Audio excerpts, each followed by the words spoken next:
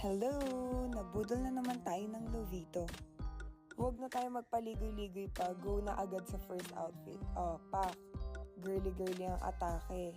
Super love ko talaga tong top at shorts na to. Diba? Super ganda. Second outfit, kung ayaw mo naman na masyadong daring pero classy tignan, eto ang para sa'yo, sister.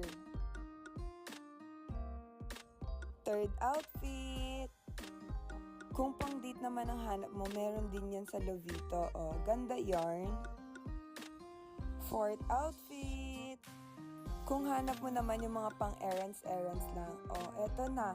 Eto ang para sa'yo. Fifth outfit, kung hanap mo naman yung classy but sexy tignan, meron din yan sa Lovito. Kaya ano pang hinihintay mo? Magpabudol ka na at akong bahala sa discount.